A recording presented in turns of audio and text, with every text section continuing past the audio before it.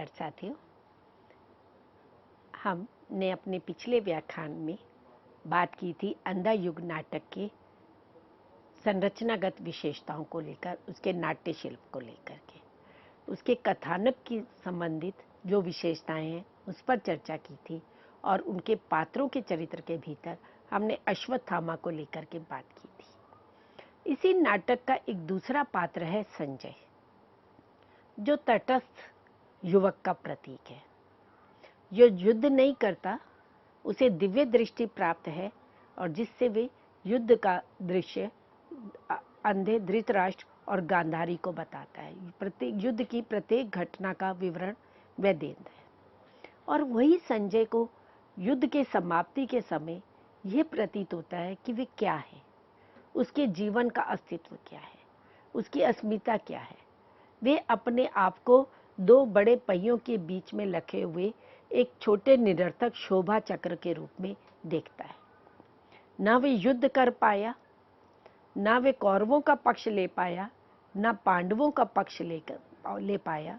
वे केवल एक शोभा की वस्तु बनकर के रह गया। संजय के मनोभावों को भारती जी इस नाटक में इस रूप में प्रस्तुत करते हैं। वे कहते हैं, मैं संजय हूँ जो कर्मलोक से बहिष्कृत है।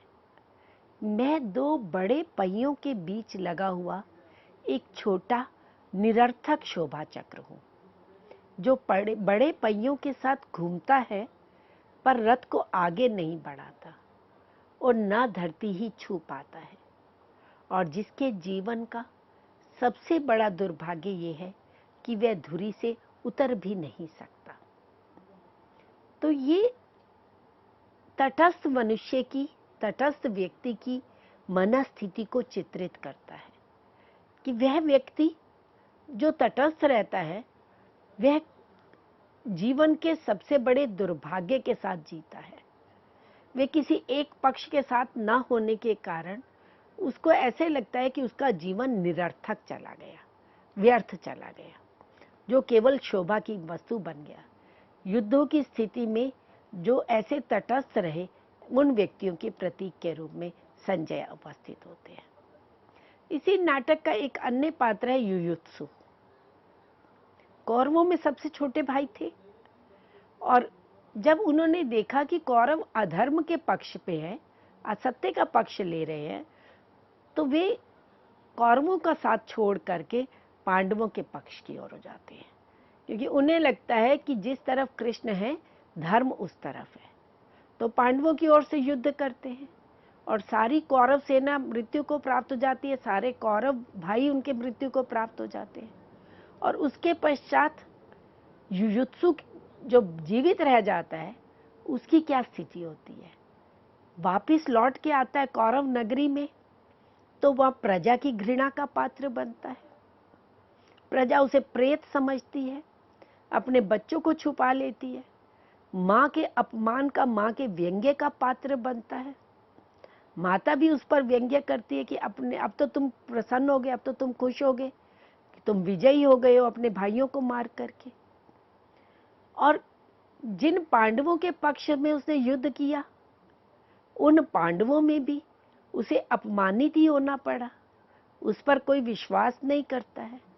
तो घृणा का, अपमान का, अविश्वास का पात्र बना हुआ युयुत्सु, उसे क्या लगता है कि वह ऐसे पहिए की तरह है जो गलत जुड़ गया था, गलत रथ में जुड़ गया था। रथ में लगा तो रहा परंतु वो गलत धुरी में लग गया था। तो युयुत्सु की मनस्थिति को भारती जी प्रस्तुत करते हैं कि मैं हूँ युयुत्सु, मैं उस पहिए की तरह हूँ जो पूरे युद्ध के दौरान रथ में लगा रहा और जिसे अब लगता है कि वह गलत धुरी में लगा था और मैं अपनी उस धुरी से उतर गया हूँ, क्योंकि अब ना वो पांडवों के पक्ष को छोड़ पा रहा है और ना कौरवों की तरफ जा पा रहा है। तो उसकी स्थिति कैसी हो गई? तो वे अंततः क्या करता है? आत्मघात कर लेता है, क्योंकि जीवन का उसका लक्ष्य ही समाप्त हो गया, उसके जीवन निरर्थक हो गया। तो ये पूरा एक अस्तित्ववाद का प्रभाव, अस्तित्ववादी दर्शन का प्रभाव हमें भारती जी के इस नाटक में दिखाई देता है। अस्तित्ववादी दर्शन में व्यक्ति अपनी अस्मिता की तलाश में है, उसे अपनी पहचान का एक यंत्रणा भोगनी पड़ रही है, वह कहीं खो गया है। तो युयुत्सु भी उसी रूप में अपने अस्तित्व की तलाश में है, अश्वत्थामा भी उसी रूप में आता है। और गांधारी कैसी थी? जिसने अपने पति को नेत्रहीन देखा तो स्वयं अपनी आंखों पर पट्टी बांध ली, और जब कौरव सारे पुत्र मृत्यु को प्राप्त हो जाते हैं तो कहीं उसकी ममता आहत होती है और वे आक्रोश से युक्त हो जाती है, और इस तरह से आक्रोश से युक्त होती है कि वे कृष्ण को भी शाप दे देती है। तो इस तरह से अपमान से भरी हुई, आक्रोश से भरी हुई, ममता से आहत स्त्री के प्रतीक रूप में गांधारी आती है, और कृष्ण मानव मूल्यों के प्रतीक रूप में आते हैं, जिनके प्रति आस्था आज समाप्त हो चुकी है। मानवीय मूल्यों के प्रति अनास्था का भाव जागृत हो गया है, तो इसलिए समापन में प्रभु की मृत्यु दिखाते हैं, और फिर वहां नवीन मूल्यों की स्थापना होनी चाहिए। पुराने मूल्य जो जिनके अब सार्थकता समाप्त हो गई है, जिनकी अब आवश्यकता नहीं रह गई है, तो उनके स्थान पर नए मूल्यों को ग्रहण करने की आवश्यकता है। तो इसलिए वहां पर कृष्ण का रूपांतरण दिखाते हैं, नवीन मूल्यों के रूप में। नवीन मूल्यों में साहस, स्वतंत्रता, संघर्ष और नए मूल्यों का सृजन, ये आस्था के रूप में परिवर्तित होता है। तो इस तरह से पूरे पात्रों का चरित्रों का मनोवैज्ञानिक विश्लेषण भारती जी इस नाटक में करते हैं। अब हम बात करते हैं मित्रों इस नाटक के संवादों को लेकर, क्योंकि नाटक एक दृश्य विधा है, मंच पर अभिनीत किया जाता है। कहानी में, उपन्यास में रचनाकार स्वयं प्रस्तुत होता है, वे अपने विचारों को कई बार स्वयं प्रकट करता है कहानी के रूप में। परंतु नाटक में नाटककार कहीं पर भी प्रत्यक्ष रूप से उपस्थित नहीं रहता, वे अपनी विचारधारा को, अपने दर्शन को पात्रों के संवादों के माध्यम से ही प्रस्तुत करता है। और गीति नाट्य में संवादों का विशेष महत्व होता है, और अंधा युग नाटक में हम देखते हैं यहाँ जो संवाद है वो पद्यबद्ध रूप में है, कविता के रूप में है, स्वाभाविक है। कहीं भी नाटक के संवादों में कृत्रिमता नहीं जान पड़ती, और प्रभावोत्पादक है। एक एक संवाद प्रभाव उत्पन्न करने वाला है, पात्रों की प्रकृति के अनुकूल है, पात्रों की मनस्थिति को अभिव्यक्त करने वाले हैं। संवादों में नाटकीयता और काव्यात्मकता के सभी गुण विद्यमान हैं। संवाद मुक्त छंद में है। भारती जी ने संवादों में मुक्त छंद का प्रयोग किया। वे स्वयं कहते हैं भूमिका में कि एक लंबा नाटक है और लंबे नाटक में छंदों में परिवर्तन आवश्यक है, तो वे अनेक छंदों का प्रयोग करते हैं। वृत्तगंधी छंद का भी प्रयोग करते हैं, मुक्त छंद का भी प्रयोग करते हैं। वे स्वयं कहते हैं कि लंबे नाटक में अगर एक ही छंद का प्रयोग किया जाता तो उसमें एक रसता आ जाती। तो इस गीति नाट्य को रोचक बनाने के लिए, सरस बनाने के लिए, प्रभावोत्पादक बनाने के लिए छंदों को परिवर्तित भी करते हैं। अधिकांशतः मुक्त छंद का प्रयोग किया है। और भारती जी ने इस नाटक में एक नवीन प्रयोग भी किया है, कथा गायन की युक्ति का, कोरस के रूप में। प्रथम अंक के प्रारंभ में ही कथा गायन होता है, जो पूर्व कथा को जोड़ने का कार्य करता है। एक अंक से दूसरे अंक में जब प्रवेश करते हैं, वहां भी बीच में कथा गायन की युक्ति का प्रयोग किया जाता है। अधिकांशतः नाटक का जब मंचन किया जाता है तो उसमें दो तरह के संवाद होते हैं। एक तो जो प्रत्यक्ष संवाद है, जो पात्र बोलते हैं, और दूसरे स्वगत कथन के रूप में होते हैं, सूच्य रूप में होते हैं, संकेत रूप में नेपथ्य से संवाद प्रस्तुत किए जाते हैं। स्वगत कथन इस तरह से होते हैं कि पात्र बोल रहा है, उसके साथ खड़ा हुआ दूसरा पात्र उसको नहीं सुन रहा, पर दर्शक उसको सुन रहे हैं। तो पात्रों की मनस्थिति को अभिव्यक्त करने के लिए, पात्र का मनोवैज्ञानिक विश्लेषण करने के लिए स्वगत कथन दिए जाते हैं। तो अश्वत्थामा का, युयुत्सु का, संजय के स्वगत कथन इस गीति नाट्य में है। और कथा गायन के द्वारा कथा को जोड़ा गया है। कथा में गायन के द्वारा जो पात्रों की मनस्थिति है उसको भी प्रस्तुत किया गया है, और एक अंक की कथा को दूसरे अंक की कथा के साथ तारतम्य बिठाने के लिए, जोड़ने के लिए भी भारती जी ने कथा गायन की युक्ति का प्रयोग किया है। संवादों में बड़ा चुटीलापन है, संवादों में व्यंग्यात्मकता भी है, और आधुनिक परिप्रेक्ष्य में दर्शकों को विचार करने के लिए, आत्मनिरीक्षण करने के लिए विवश करती है। कई संवाद इस रूप में आए हैं कि वे एक सूक्ति के रूप में बन गए हैं। वे संवाद आधुनिक परिप्रेक्ष्य के साथ, समसामयिक परिवेश के साथ जुड़ गए हैं, और नाटक को देखते हुए या उसको पढ़ते हुए पाठक को, दर्शक को आत्मनिरीक्षण के लिए भी विवश करते हैं। जैसे वे कहते हैं, गूंगों के सिवा आज और कौन बोलेगा मेरी जय। कि धृतराष्ट्र की जय जब बोलते हैं तो वहां कौन आता है? गूंगा भिखारी आता है। तो फिर वहां कहते हैं कि गूंगों के, अब यहाँ धृतराष्ट्र की मनस्थिति का वर्णन एक पंक्ति के माध्यम से, कैसे संवाद में चोटीलापन है, एक व्यंग्यात्मकता है।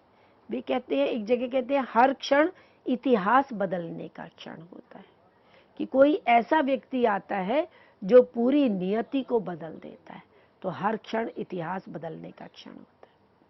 एक अन्य संवाद में वो कहते हैं, अंधों को सत्य दिखाने में क्या मुझको भी अंधा ही होना है? संजय कहते हैं कि सारा समय वे धृतराष्ट्र को और गांधारी को सत्य के दर्शन कराते रहे, और सत्य के दर्शन कराते कराते वे स्वयं विवेक शून्य हो गए, विवेकहीन हो गए। तो ये व्यंग्य है। तो इस तरह के संवाद इस प्रस्तुत नाटक में भारती जी प्रस्तुत करते हैं।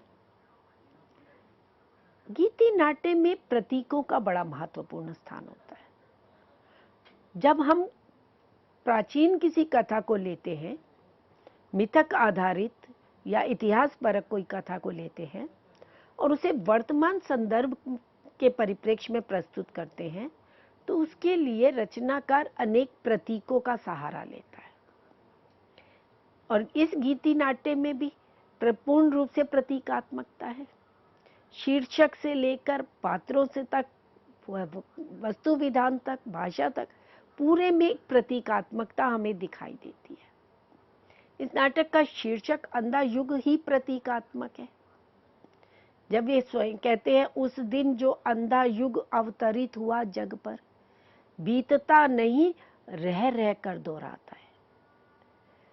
कि जब जब ऐसी स्थितियां आएंगी, महाभारत की कथा बार बार दोहराई जाएगी। द्वापर युग में जो महाभारत हुआ, विनाश हुआ, कलियुग में भी प्रथम विश्व युद्ध के रूप में, द्वितीय विश्व युद्ध के रूप में पुनः प्रस्तुत हुआ। भारत विभाजन की त्रासदी के रूप में प्रस्तुत हुआ। आज भी हम देखते हैं जिस तरह से विश्व में साम्राज्यवाद की दौड़ लगी हुई है, पूंजीवादी व्यवस्था अपने साम्राज्य के विस्तार के लिए, अपने वर्चस्व को स्थापित करने के लिए युद्धों की ओर प्रेरित हो रही है। चाहे आप रशिया का देखिए, यूक्रेन का देखिए, चाइना का देखिए, यूएसए का देखिए। तो ये अंधा युग जो है बार बार रह रहकर फिर दोहराता है। तो केवल महाभारत के ही समय ऐसा नहीं, जब जब ऐसी स्थितियां आएंगी, ऐसे अंधा युग बार बार अवतरित होंगे। तो इसलिए पूरा शीर्षक ही इसका प्रतीकात्मक है। प्रत्येक पात्र प्रतीक है। जैसे श्री कृष्ण मानवीय मूल्यों के प्रतीक हैं। वे क्या कहते हैं, मेरा दायित्व वह स्थित रहेगा हर मानव मन के उस वृत्त में जिसके सहारे वह सभी परिस्थितियों का अतिक्रमण करते हुए नूतन निर्माण करेगा पिछले ध्वंसों पर। तो मानवीय मूल्य केवल प्रभु का दायित्व नहीं है, हर मानव के भीतर ये मूल्य विद्यमान है। और जब जब ध्वंस की स्थिति होगी, जब जब प्राचीन मूल्यों पर प्रश्न चिन्ह लगेंगे, जब जब उनके अस्तित्व समाप्त होगा, तब तब नवीन मूल्यों का निर्माण होगा। और नवीन मूल्यों का निर्माण किस पर होगा? पिछले ध्वंसों पर।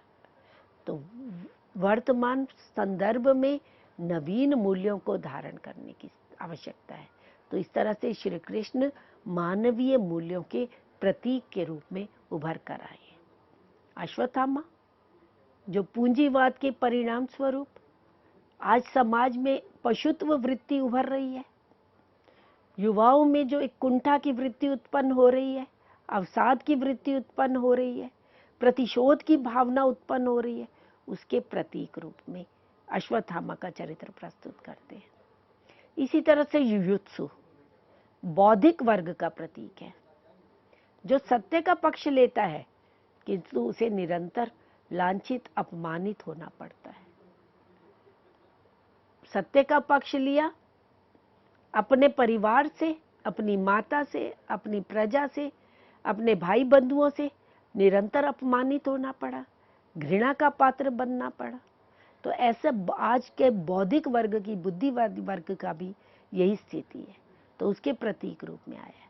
और ये वर्ग आज आत्मघाती अंधता का प्रतीक है। इसी तरह से धृतराष्ट्र विवेक शून्यता का, मोह अंधता का प्रतीक है। गांधारी आहत ममत्व से उत्पन्न आक्रोश की प्रतीक है।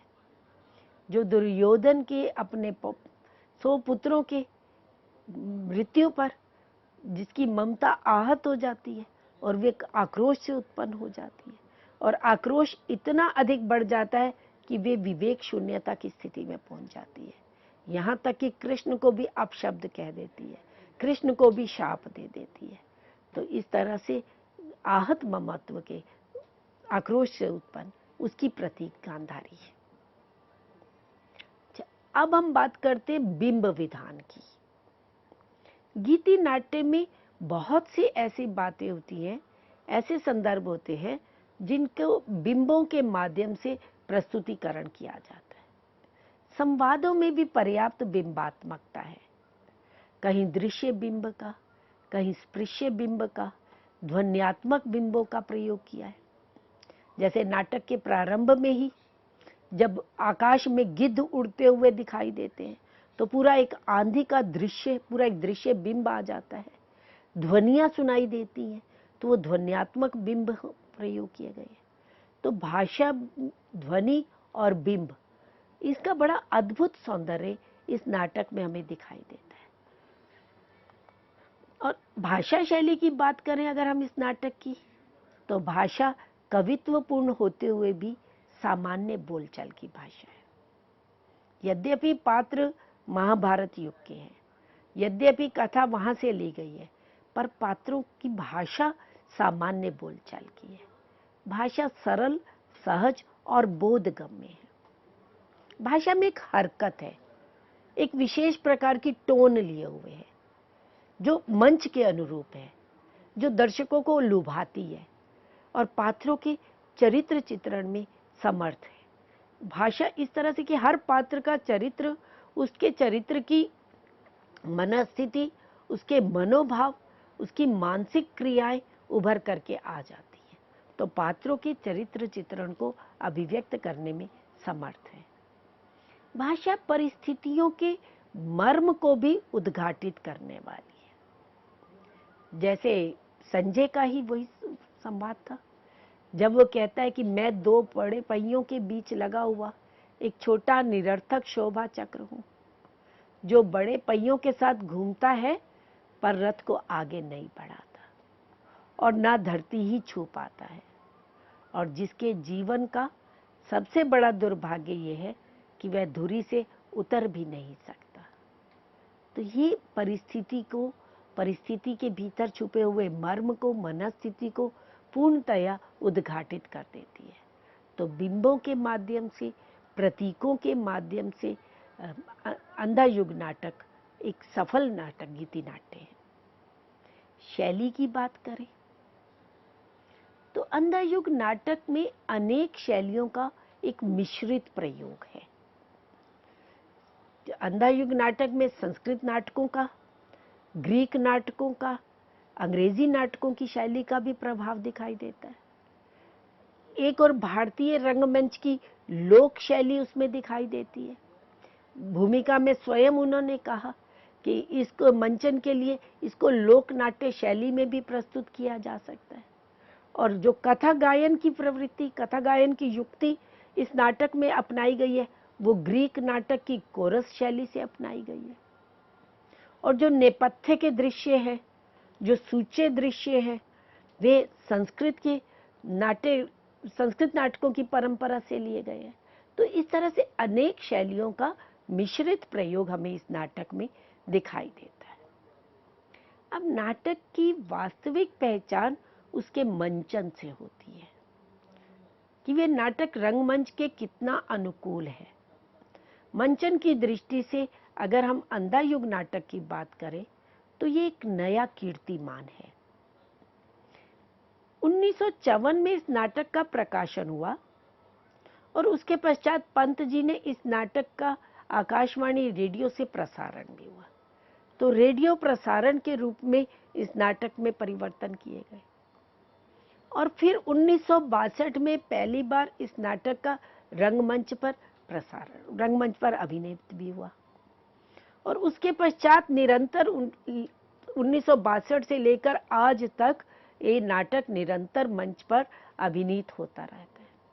आज भी अभिमंच नाटक संस्था द्वारा रामगोपाल बजाज के निर्देशन में इस नाटक का मंचन हो रहा है। तो प्रत्येक काल में जो नाट्य निर्देशक हैं वे अपने युग के अनुरूप विविध आयामों से युक्त करके इस नाटक का मंचन करते हैं। और भारती जी ने स्वयं इस नाटक में अनेक रंग निर्देश दिए हैं। कौन सा पात्र किस दिशा से आएगा, कौन सा पात्र कितनी देर मंच पर रहेगा, कब वो मंच से चला जाएगा।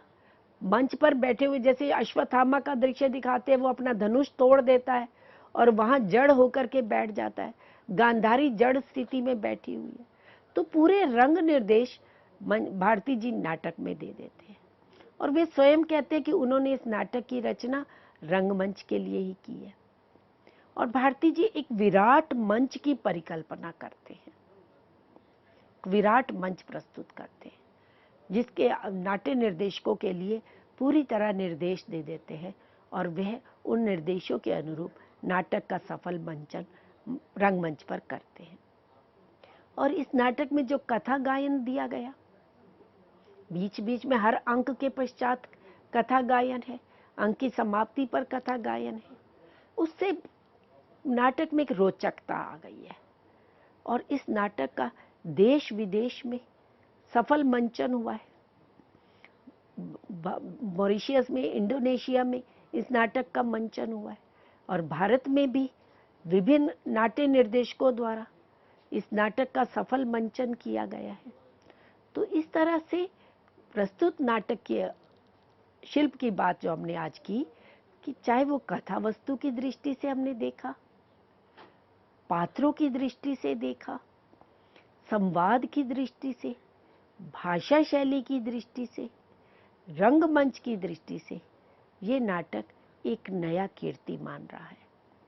ये नाटक गीति नाट्य की परंपरा में एक सर्वश्रेष्ठ नाटकों की श्रेणी में आता है और इस नाटक को आधार बना करके परवर्ती काल में अनेक नाटककार गीति नाट्यों की रचना की ओर प्रेरित हुए। सेठ गोविंद दास ने रचा, नरेश मेहता ने संशय की एक रात लिखी, दुष्यंत कुमार ने एक कंठ विष पाई इस नाटक की गीति नाट्य की रचना की।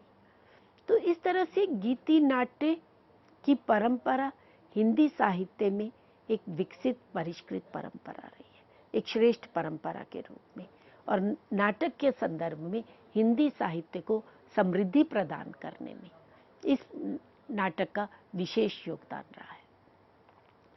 और गीति नाट्यों में पौराणिक कथाओं को आधार बनाया जाता है। जैसे इसी में महाभारत की कथा को आधार बनाया गया। एक कंठ विषपाई में शिव के द्वारा सती के शव को लेकर के और जिस तरह से वे अवसाद की स्थिति में जाते हैं, उसका तो कथा को मिथक से लेते हैं, कथा को अतीत से लेते हैं, पौराणिक कथा को लेते हैं, परंतु उसे वर्तमान संदर्भों में, आधुनिक परिप्रेक्ष्य में नवीन दृष्टि से प्रस्तुत करना, ये गीति नाट्यों की विशेषता होती है।